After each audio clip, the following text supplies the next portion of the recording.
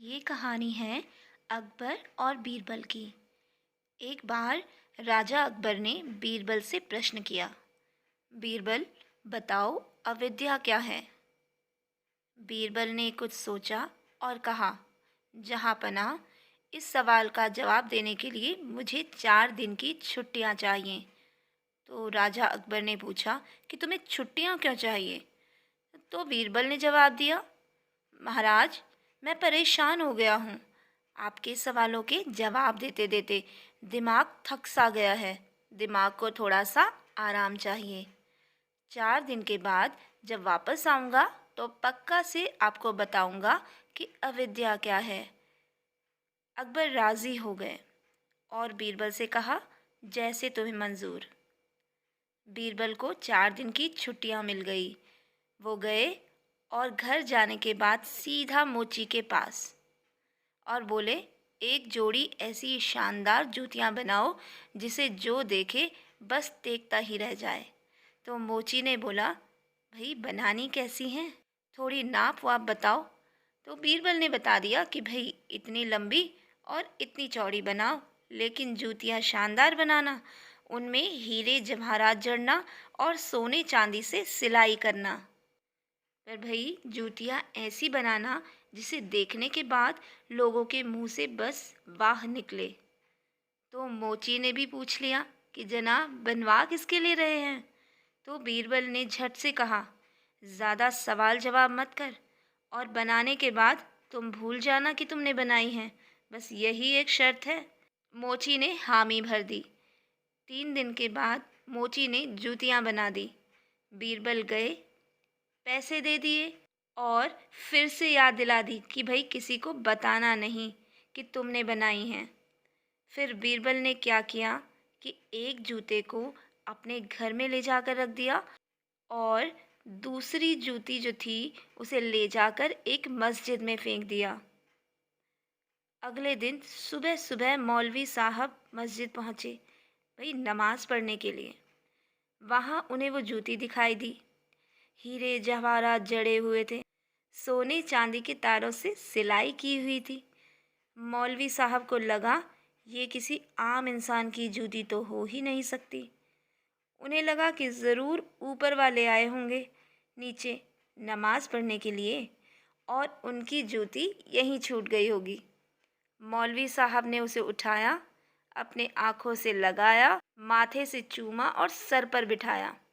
उसके बाद वहाँ जितने लोग नमाज पढ़ने आ रहे थे उन सबको बताया कि देखो भाइयों, ये जो जूती छूट गई है मुझे तो लगता है किसी आम आदमी की नहीं है, ऊपर वाले की है। लोगों ने बोला, बिल्कुल सही जनाब, बिल्कुल ऊपर वाले की लग रही है। सब लोगों ने वही किया, जूती को चूमा और माथे पर रख लिया। उसके बाद ये बात पूरे राज्य में, जंगल में आग की तरह फैल गई। राजा अकबर तक भी यह बात पहुंची। अकबर ने आदेश दिया कि भाई जूती हमें दिखाई जाए। जूती ससम्मान पेश की गई। अकबर ने बोला, बिल्कुल सही बोल रहे थे, ये किसी आम इंसान की तो हो ही नहीं सकती, ये ज़रूर ऊपर वाले की ही हैं। ऊपर वाला नीचे आया होगा, नमाज पढ़ी होगी और जूती छूट गई होगी। राजा अकबर ने भी वही किया, जूती को माथे से लगाया, आँखों से चूमा और सिर पर रखा। उसके बाद राजा अकबर ने घोषणा कर दी और कहा, ये बहुत ही नायाब जूती है, इसे ले जाकर किसी अच्छे से स्थान पर रख दो और इसकी पूजा करो। उधर 4 दिन की छुट्टियां बीरबल की खत्म हो गई। बीरबल वापस आए, उनका चेहरा लटका हुआ था। तो राजा ने पूछा कि भाई क्या हुआ, तुम तो ऐसे दिख रहे हो जैसे घर में किसी की मौत हो गई हो। तो अकबर ने जवाब दिया, क्या बताऊं जहाँपनाह, हमारे परदादा जी की जूतियाँ थीं। चोर आए, एक जूती ले गए, एक जूती छोड़ गए।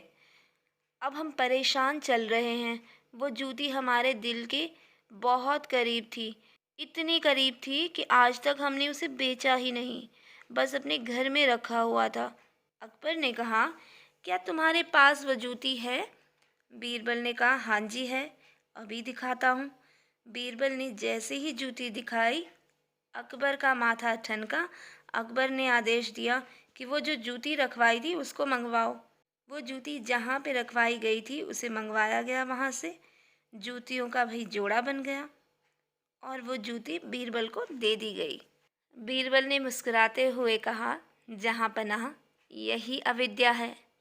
न आपको कुछ पता था, न उनको कुछ पता था, न जिनको मिली उनको कुछ पता था।